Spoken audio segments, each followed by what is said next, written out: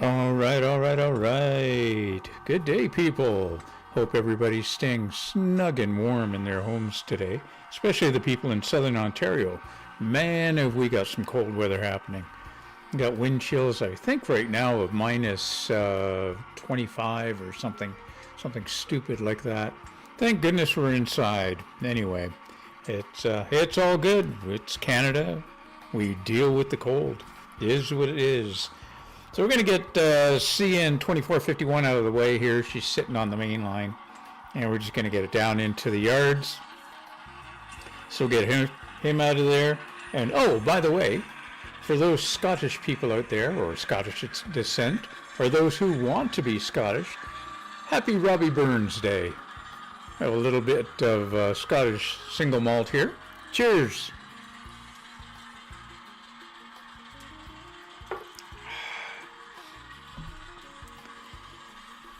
Welcome, Closet Branch.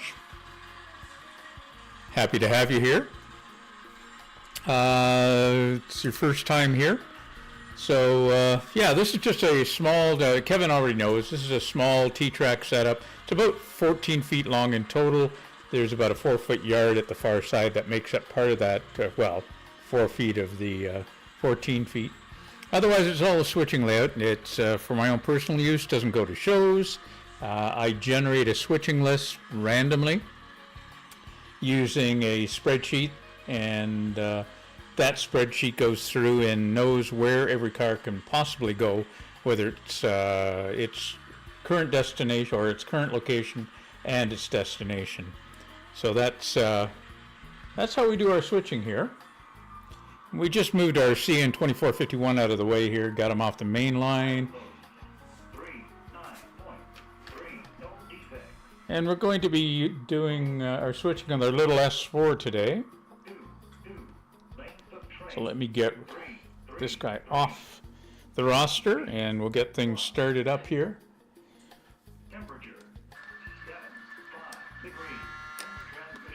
So Kevin has seen these before. I generate up the switching list and it randomizes the car start position. I just grab anywhere from 6 to 8 cars at random off my spreadsheet, put them into their respective columns that they need to go into, and it generates their starting point and their destination. So I thought I had a really good list this morning when I generated this one. And looking at it just before I went live, oh, it's not such a good list after all. Because I got a number of cars that really aren't going to be changing much in the way of positions. So we may or may not end up with a short switching stream here, in which case we can sit and we can chit-chat back and forth in the chat, if the live chat, if you guys prefer or would like, or if not, we can go from there. I see my other half has joined in. And I do have to do some manual switch throwing here because the far side of the, to me, my left side or the west side of the layout, I have not wired in those switches yet. You would think with the winter weather that I'd have plenty of time to be able to actually do that. But instead, I've been working on other little electronic projects for the railroad itself. This week I've got a co-op grain silo down at the far end. One of the cars will end up down there at some point during the switching session. But I wanted to put a billboard down there to kind of advertise the co-op. So I created a little billboard sign that I'm going to plant into the ground. And I'll fire it up here so you can have a look-see. Is the audio okay, by the way? I should have asked that at the beginning and fixed it if it's not. But here we go. So, yeah, the sign's just pretty basic. Oops. Now it's going to go. The camera's going to go hunting for me, of course. So let's bring that back up. Come back up, little camera. Come on. You can do it. I know you can do it. There we go. Not that far though. So yeah, it's just a scrolling little billboard sign for the time being. What my ultimate goal will be to actually have a color billboard or a color LCD or OLED display on this thing, and put a little bit of a graphic on there for the co-op itself.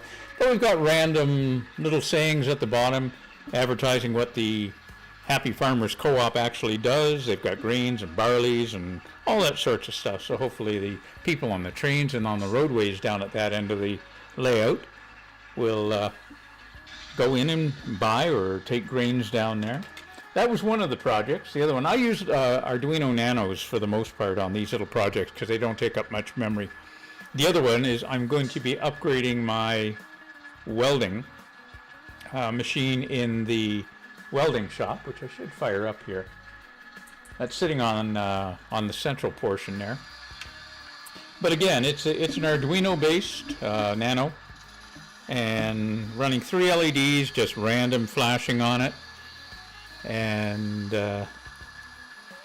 I put in what's called a time of flight sensor, and a little tiny guy here. I don't know how well you're going to be able to see him, but as soon as a train or a car gets in front of it, it'll start up the flashing of the welding unit. So I'm just going to poke a hole down in the bottom of the layout and fire this guy up inside, and that should give me, I did a test run on the east engine shed, and seemed to work out quite well. So we'll get that guy fired up at some point in time, drill a hole, because I got to obviously take the layout apart to be able to do that. Anyway, enough of my babbling. Yeah.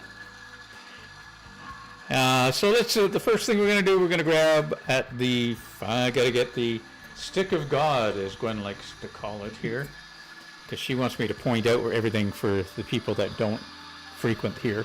So this is the cold storage facility on the east end of the switching layout, and we got a covered hopper, not a covered hopper, a boxcar sitting here. This boxcar has got to go from the cold storage facility. We got to get them out to the outbound track, but we also have something on the inbound track that's got to come in, that's going to be going to the co-op way down there on the west end.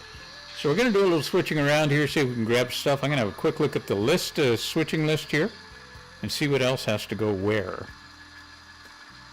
And we got a yeah, we can grab, there's a grain car sitting here at the silos on the central camera, and that's going to be going over to our co-op. So we'll get him and get him down there. So it looks like we're going to have 2 cars that are going into the co-op. So let's get in there and grab what we need to start grabbing here. I'm sure Gwen will entertain the troops here if I'm busy messing around with the locomotives and the switches. So let's get the party started, so to speak.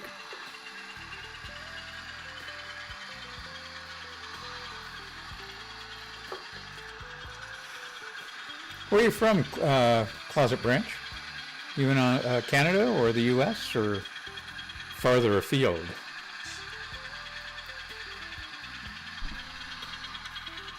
Oh, thank goodness you don't have a mic though, Glenn. It's all good. No, you've got a great singing voice. She does play music and sing, by the way.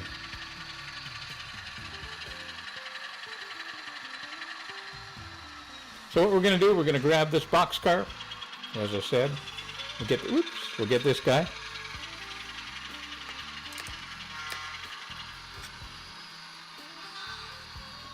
And we're going to have to do a bit of a runaround with him.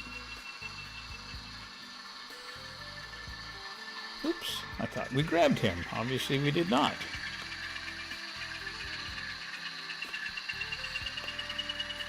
Again, one of these days I'm going to have to standardize all the couplers that I have on this layout.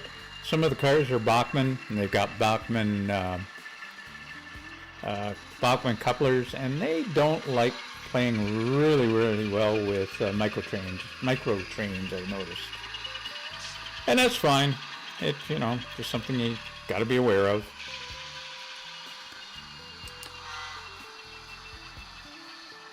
So we'll try this again.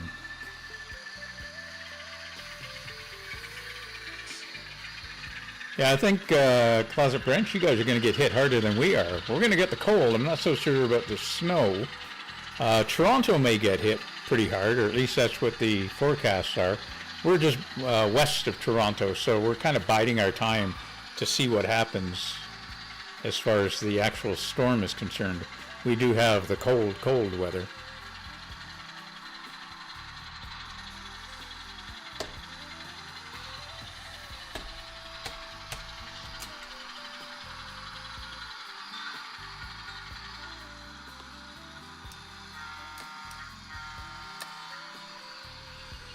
So as I said, this may end up being a short switching session, or it could be long. I got to do some looking at the list here, although I do have a number of cars that are already kind of where they need to be for destination. We've got some running around of cars that we're going to have to do, which is always fun anyway. Thank goodness for the double crossovers that I've got here.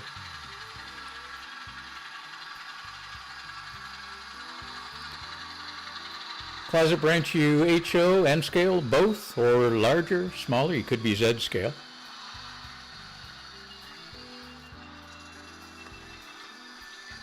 Z scale's making a comeback. It was back in the day when I first got started in model railroading. Z scale was kind of that toyish one that people kind of looked at and they, geez, I could put that on a kitchen table and then put it away at the end of the day without any problems. Nice. Another N-scaler. Kevin does both N-scale and HO. He's got a nice, really nice setup. If you haven't been over to his YouTube channel, you should head on over there. Kevin's Tiny Trains. I think he can promote it there himself. He does his broadcasts on Saturday evenings, and he could go for hours. Oh, don't do it, Kevin.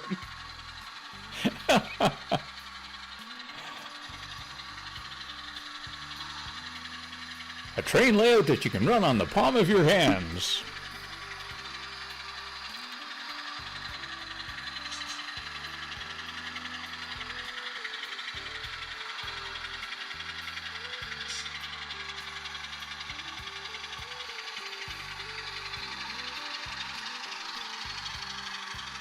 Yeah, what we're going to do here is we're going to move this boxcar down into the outbound track, and we're going to pick up a car that's down there and bring him back, do a switch around, and get him into...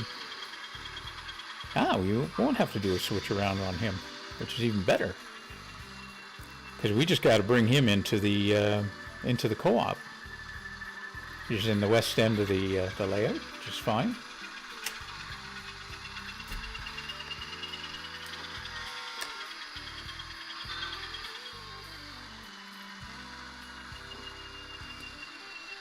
Have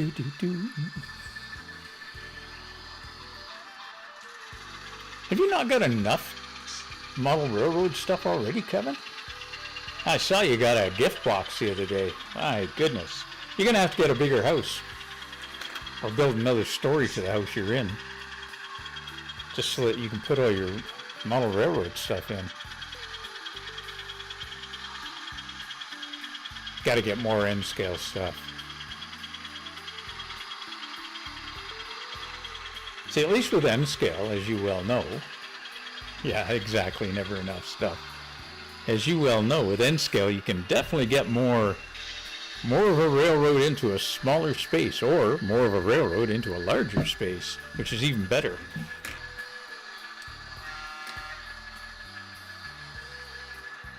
So we're going to get this guy down to the west side and grab that other car. And you guys won't be able to see what's going on the west side, because that's just a drop-off track for me down there. but you'll have to entertain yourselves while I go make sure we're coupled up and uncoupled.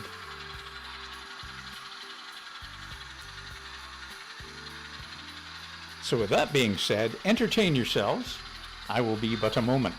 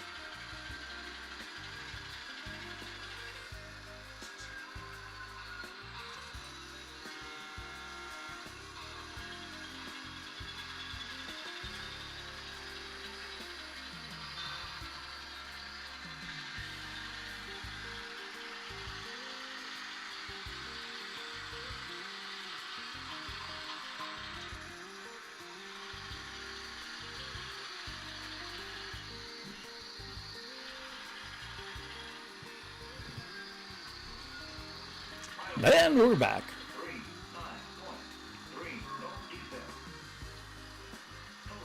Just the operator.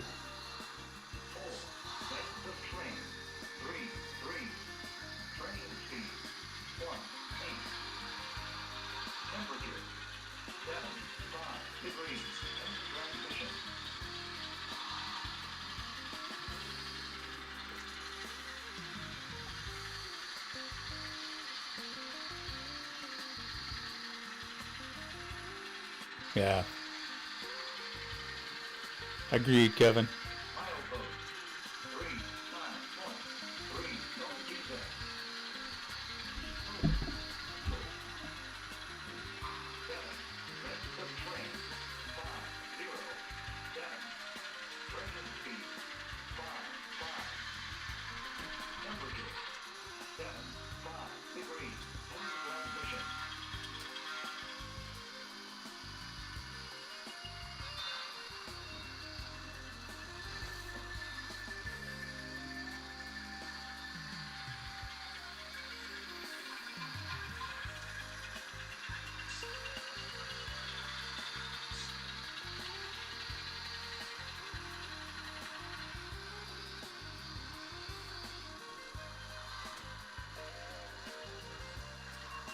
All right. Not enough of me leaving you guys by yourself. Ah, yes.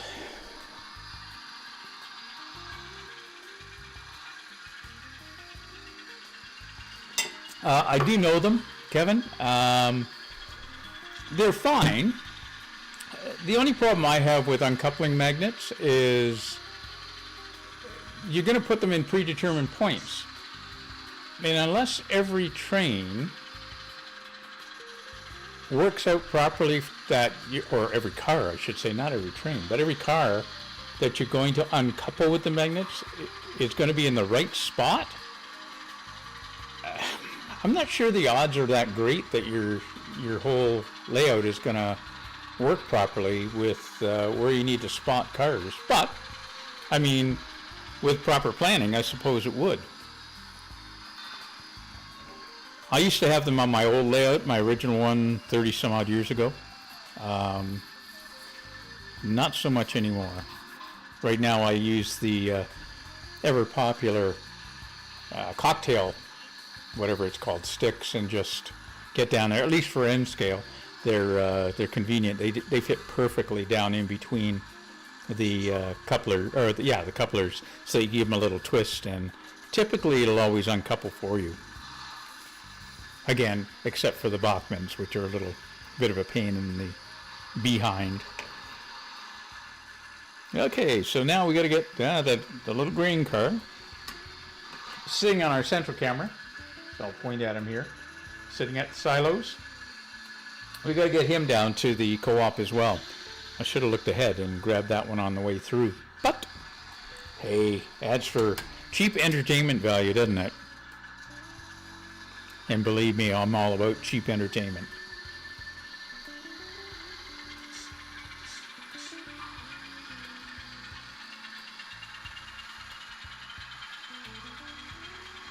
Yeah. Yeah, it probably would, Kevin.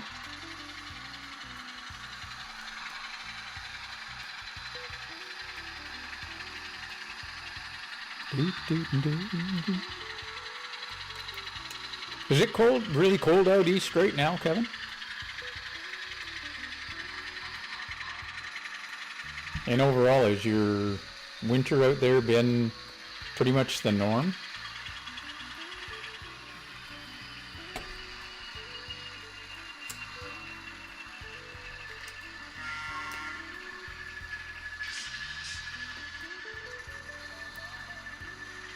Okay, yeah.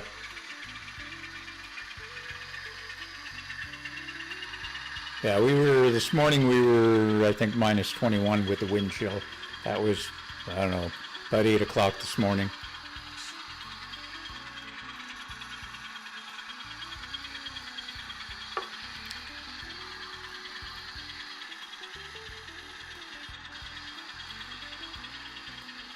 But right now, looking at the temperature, it's a scorching minus 12 degrees Celsius.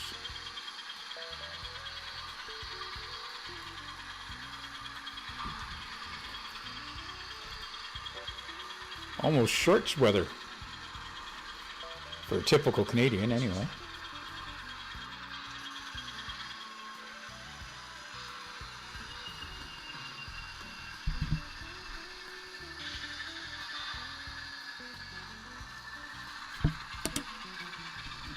Yeah, I could well imagine.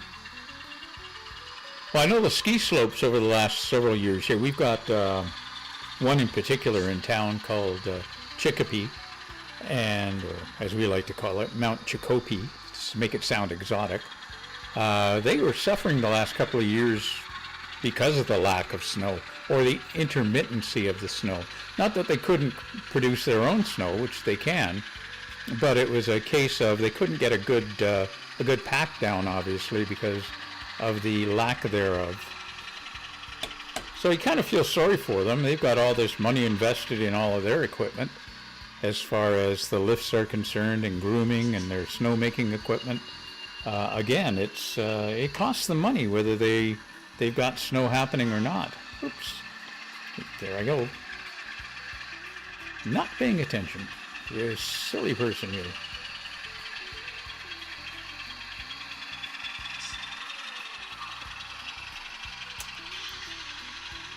Just when I thought I threw the switch, I didn't.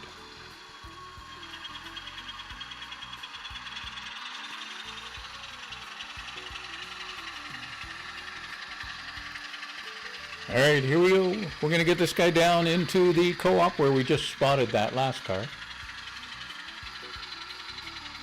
So I'll be disappearing here in a second once she gets down that way.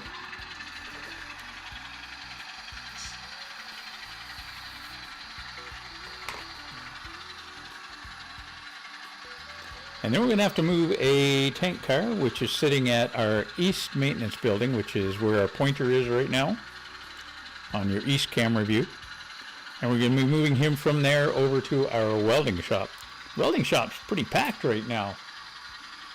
We've got a couple of covered hoppers already in there. They're not scheduled to move, but what I might do is pull them out of there anyway and get them down, because they should be finished with the welding that had to be done. Even though the switch sheet doesn't say that. But it'll add to the fun. What can I say?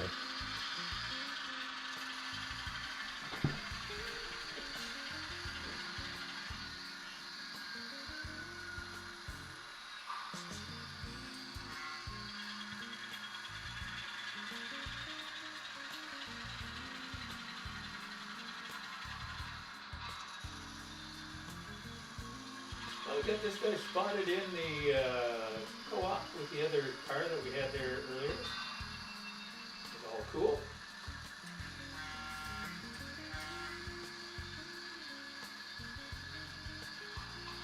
So let's get ourselves back.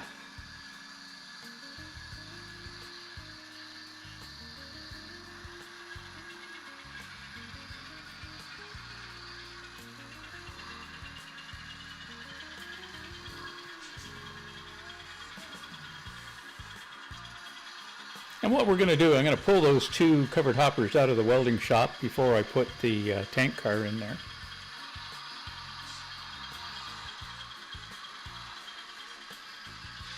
Just trying to think about spotting where we should go on this.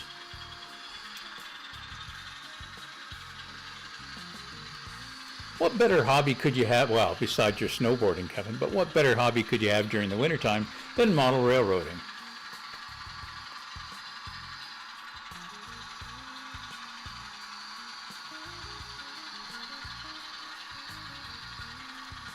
Or painting for Gwen, yeah.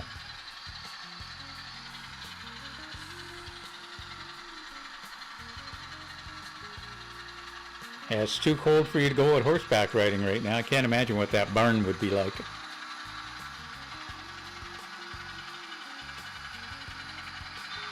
Well, true.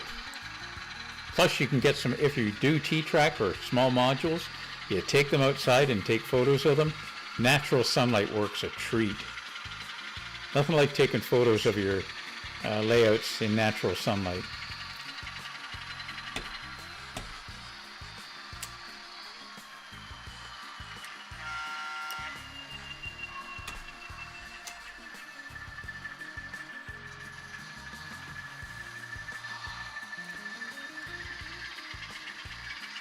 I'd like to find some indoor lighting that would really replicate outdoor sunlight, but I don't think there's anything really that comes close enough for it. Nice! Yeah, we've got a couple of electric mountain bikes ourselves and cycle around the area. We don't do mountain biking per se, but we do have a hill area here that works quite well for biking up. Gets the old leg muscles burning. So we're going to grab these two cars, I'm going to pull them out, and I'm going to spot them on the inbound, our inside track here.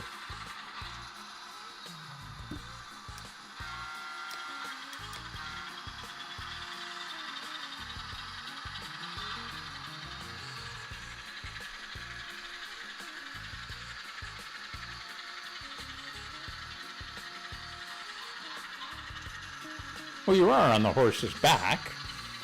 What would you want to call it?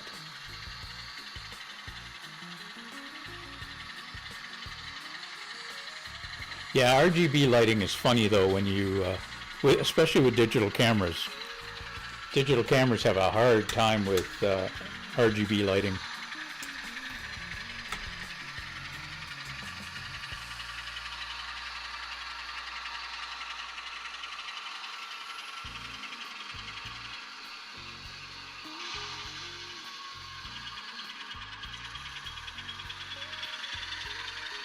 And I'm still thinking of a PCI USB card.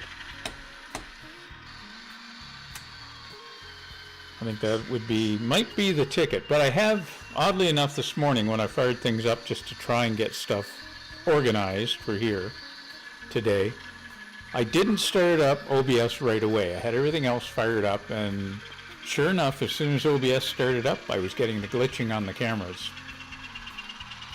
So I shut OBS down, turned around and restarted the computer.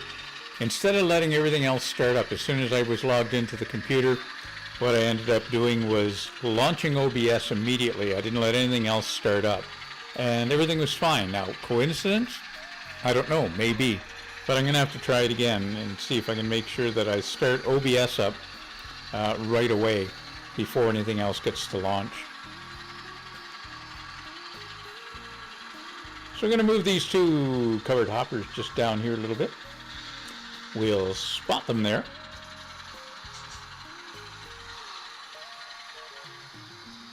Look for now. I got to be careful what I say here because... Oh, no, we're good, yeah.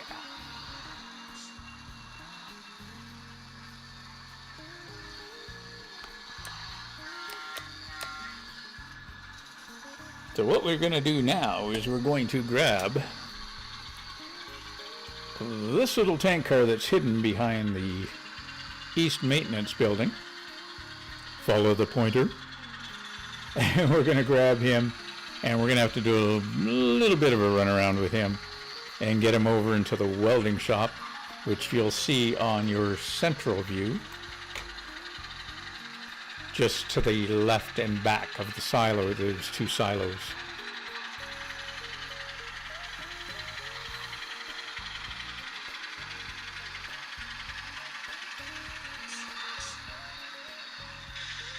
What do you mean changing the type of image feed?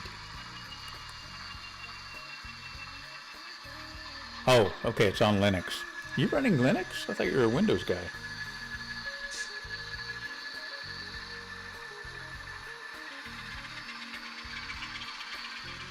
It's been decades since I've run Linux. I mean, I know it's come a long way, much like everything else, mind you.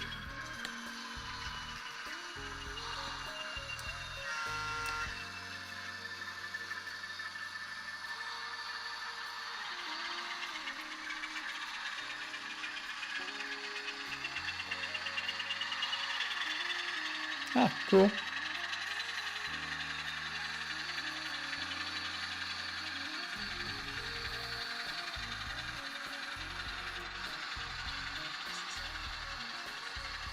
Sure, no worries.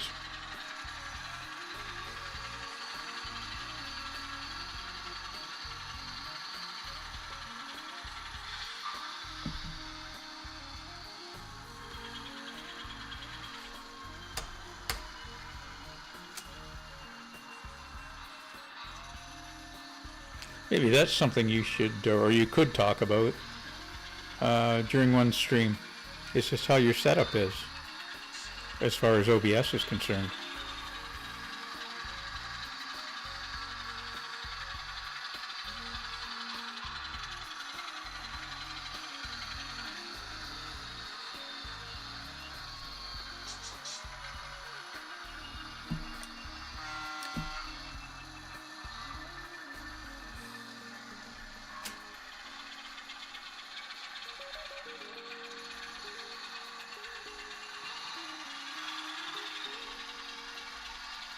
So we can get this S4 switched around here. Get him out on the main line. Video format. Okay.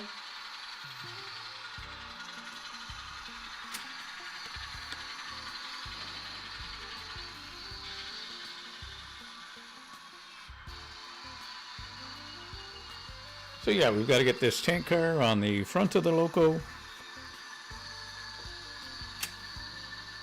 And then we'll run them up into the welding yard. Oh. As long as we're going in the right direction, we'll be laughing.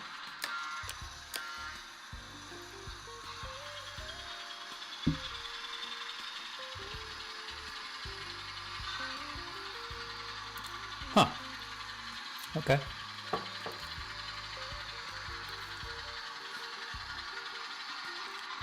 Well, hopefully, touch on wood, you've solved your problem. It's funny, though, how it'll go for a while without doing it, and then all of a sudden it'll decide, hey, I think we're going to glitch all the cameras today, for no apparent reason. Because I tend to keep this computer, which is the one I use for streaming, shut off all day long. And the only time it's really turned on is when I'm about to set up for broadcasting. So I know it's not a lack of resources or anything else, because the only thing this computer does is stream. I mean, granted, it's not the most modern of computers, but that shouldn't necessarily matter. It's not terrible either.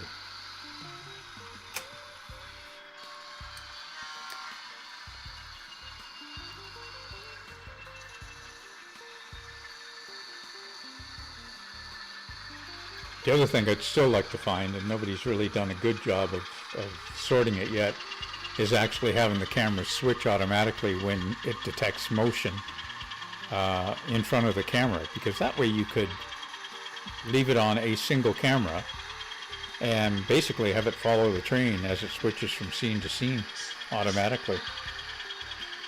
But again, I haven't seen a good version of that on the OBS filters. Well, not filters, but plugins, I guess.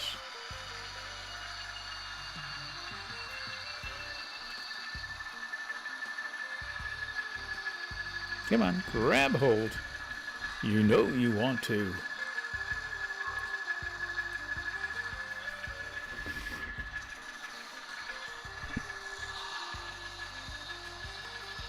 Thanks.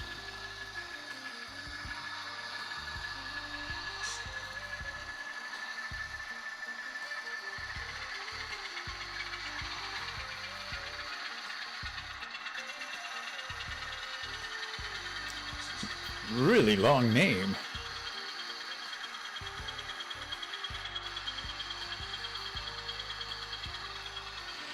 Yeah, and don't get me wrong, Kevin. I don't begrudge anybody just running trains.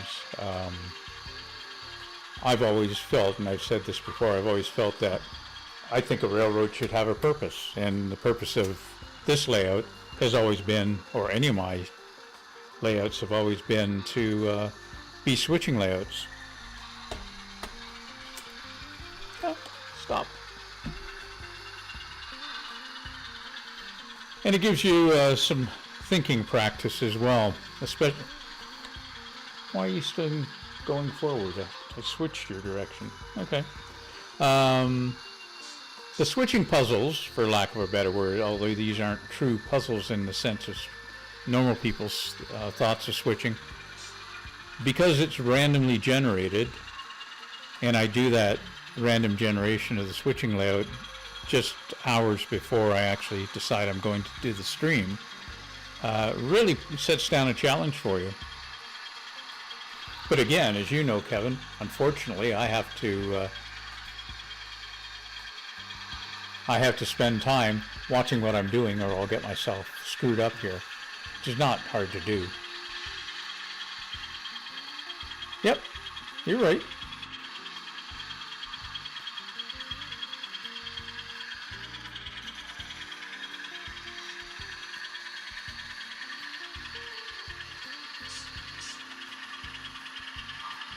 Yeah, thanks.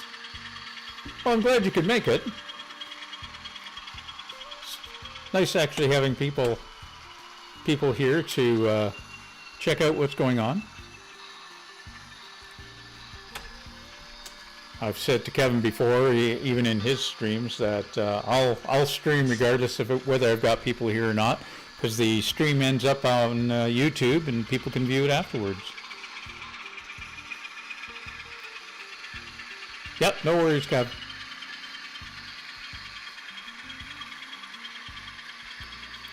Hanfield, if you haven't been over to Kevin's channel, check out Kevin's Tiny Trains on YouTube. He streams Saturday evenings, typically. He's on the East Coast in Canada, and his streams can run hours. So be prepared for a late night if you do end up on his channel. He runs mostly HO, but he does have N-scale as well. He does run both at the same time sometimes. Nice layout, busy layout.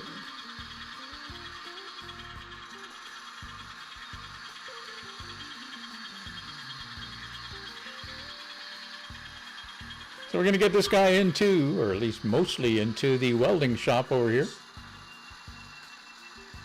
And that's going to put an end to the switching. Now I can pay attention to the chat for a bit anyway. So let me uncouple here. And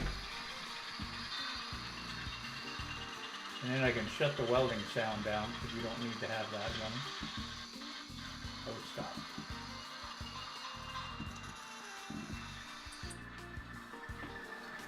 And we can kill the startup on that engine. There we go.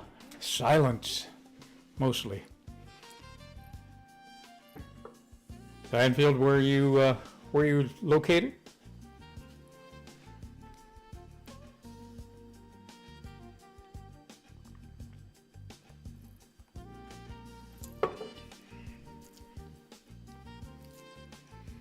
Oh, the UK, cool. So obviously, Anfield, you must be a Liverpool fan.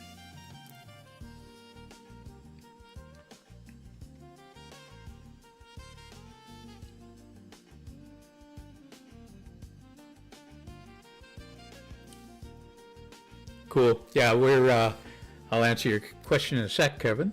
Yeah, we're Liverpool fans here in, where we live in Southern Ontario. My local is a Liverpool supporting pub, and we watched the disappointing game there yesterday. I don't know what team they're putting out there, but man, they sure don't have the drive. I'm not sure who they were making the passes to. But, yeah.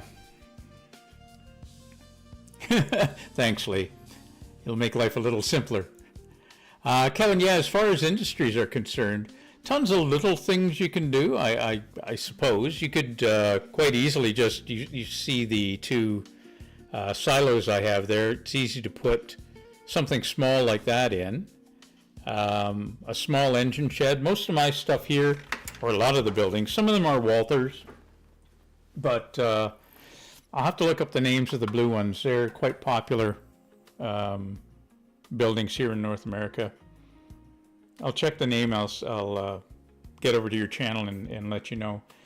But they've got various sizes in the buildings. This building at the east end is a double engine shed, for lack of a better word. I use only the far portion of it with track going in. The other portion I've got the transport here with the engine load on it so that it can back in if it wanted to. This building has no entrance to it for a train. It's just a building. So that could be used as a maintenance of way building. Yeah, they do. They sell the blue ones. Fortunately for me, OVR is 40 minutes down the road, so it's not a big deal. What's your channel, Anfield? If you don't mind us asking. I'll pop over and have a look-see. So yeah, the blue ones are definitely, the name, I can see the name flashing in front of me. The cold storage facility here is a Walthers setup, but what I did is I cut it in half. And that's the other thing you could do, Kevin. You could quite easily just make, I'll call them backdrops, like shadow boxes. What, in the chat? Sure. Yeah, you could cut the buildings down, just make front fascias of the buildings and put them up against a backdrop, just to add some depth, like a 3D depth. So this cold, what I call the cold storage facility, is really only about 2 inches deep. Down at the west end there, the red building behind the cement factory is maybe only a half an inch deep. It's the other half, or it's the other portion of the Walthers cold storage facility. They had a second fascia, front fascia in it, and all I did was add a 3/4 inch spacing around it so that it would bring it back from my backdrops. Yeah, OVR is great. I was on the Amherst train show site this morning and saw the guys there. They were, a lot of the places had cleared out. So it's unfortunate that the weather's probably called that show a bit short as well. I know Precision Model Railroads, who are the guys that make my T-Track modules, were there as well. And fortunately, they got there. Hopefully they'll get back without too much difficulty, including the guys at OVR. And yeah, OVR is really good as far as if you want something, they'll get it in for you. So the far end, down where the co-op is, again, that's a Walthers kit. The two pieces there, the grain shed on the left side of the co-op building, and then the actual silos themselves. Again, you could quite easily cut those down and make two buildings of them. Very, very easy. The modules themselves, tell you what, let me pop over. I belong to a model railroad club here in town as well. They do HO. We've got an HO and an N scale, fairly large layout over there. And I'm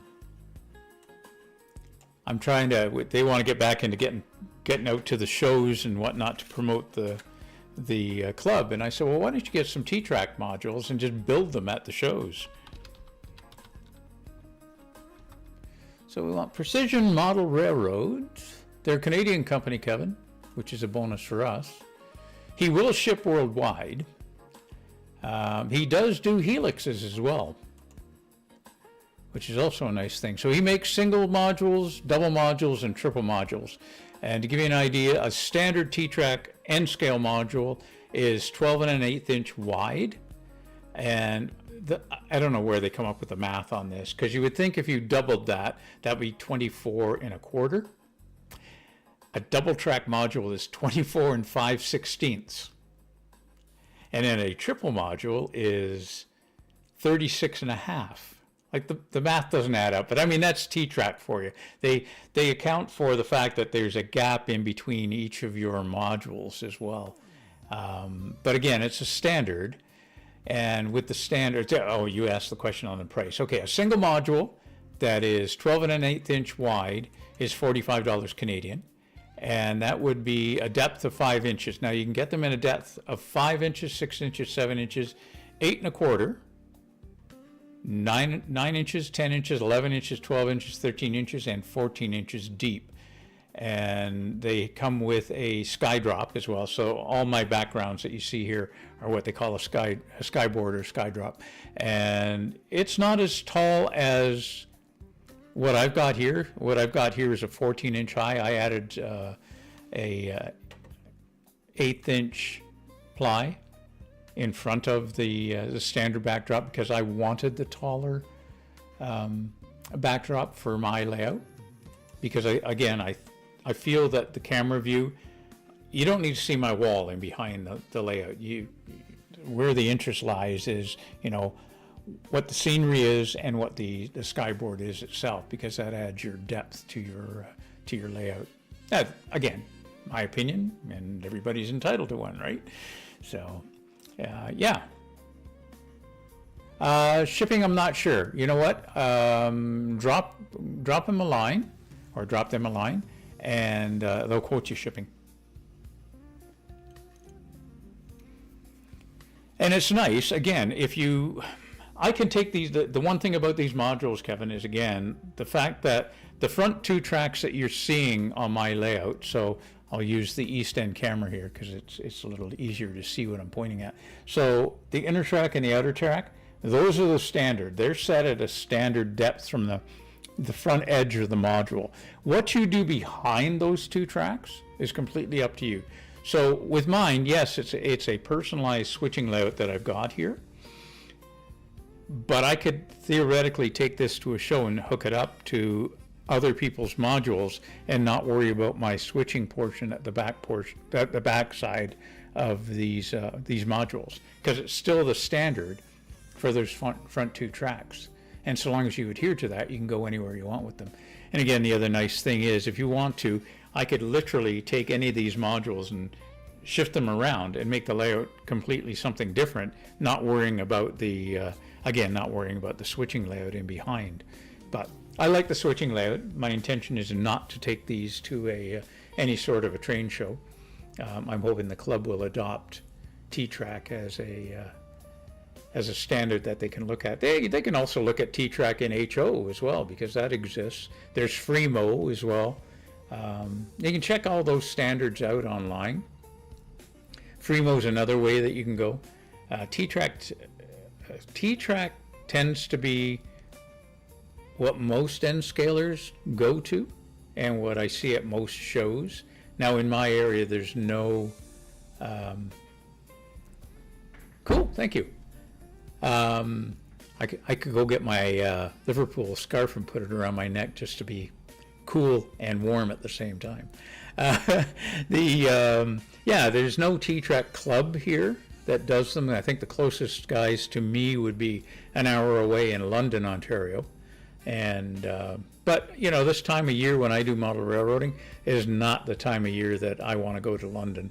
They get hit harder with snow typically than we do here. Yeah, Unitrack, yeah, or the Cato Unitrack is a nice way to go.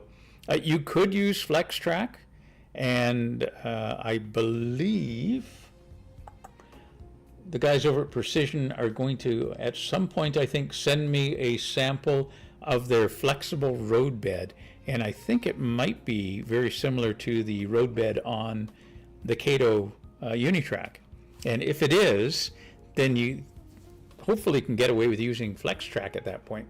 Because again, the only thing you've got to worry about with T-Track is your entrance point and your exit point on each of your modules. Like if you decided you wanted to curve the track in the middle of your T-Track module, you go ahead and do that, so long as your entrance point and your exit point are hook up to what the standard is, the standard measurement is. So if you got a three-part, you know, three-width module, that gives you lots of room, and you could do pretty much whatever you want.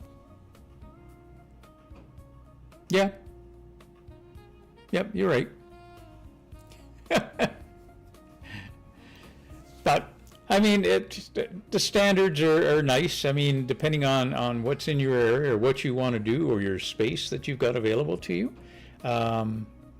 Yeah, I mean, for me, and if Gwen's still there, I don't know if she still is, I've got this almost pushed up against, oops, sorry about that, pushed up against the wall here, but my guitars are in behind the modules, so I can't go too far back. And I know she'd frown if she is still here. She'd frown on the fact if I decided to extend this out anymore. But again, because it's T-Track, it's easy to tear down, and it's not interfering in our quote-unquote family room. There's only the two of us in the house. You're only seeing a small portion of the our lower basement here. All my whiskey is over on the far side. The TV's over there, and you know. Yeah. I know. But yeah, so if space is a consideration, definitely a modular system is a way to go. And for moving purposes, definitely modular is a way to go.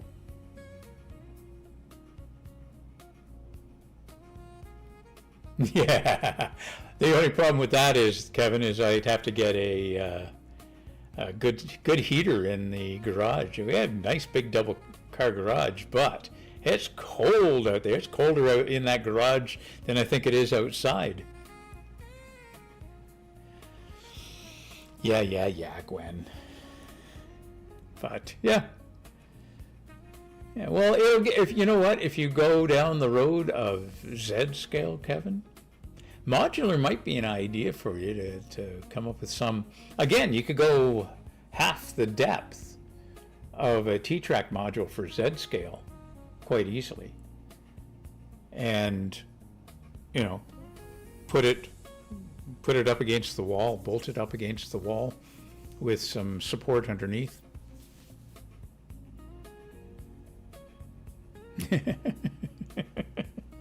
You're a bad man, Kevin. Cooling's not the problem because you can at least open up the garage in the summertime. But you guys got great summers out there. We've been out there a couple of times. Really nice. My sister used to live in St. Stephen's, New Brunswick. So it's yeah. And we've been out we've been out to the Rock as well a couple of times. We did a driving tour in the East Coast as well. Yeah, true. It does. But you have Oak Island out there. Come on.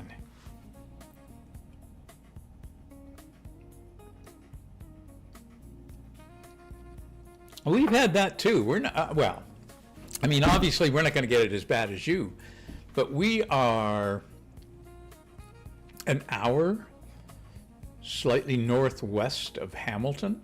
So we're right, we're close to the lake. In fact, we've got Lake Ontario and Lake Erie.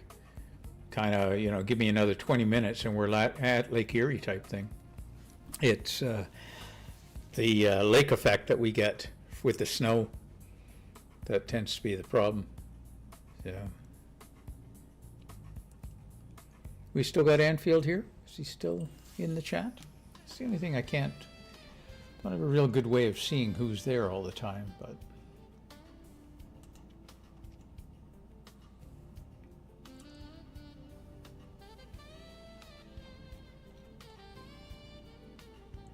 yeah. Anyways, I guess that's where we're at.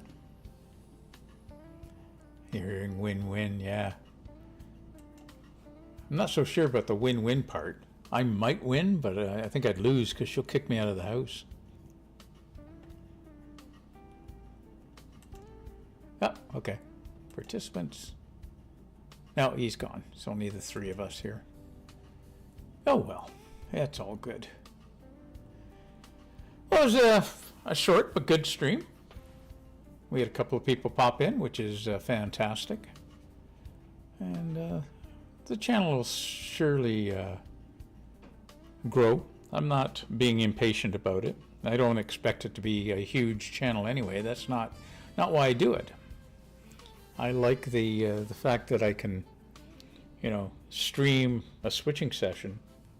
And it's different than what a lot of the guys do as far as videotaping stuff and then editing it down, which is cool as well. But I mean, with mistakes here, you get the mistakes live. So as you well know, and fortunately today, touch on wood, the gremlins didn't come out to cause me any grief. It was very unusual. But yeah, it's cool. Anyway, I think what we'll do is we'll cut it off at this point. It was a good stream, in my opinion. Cool.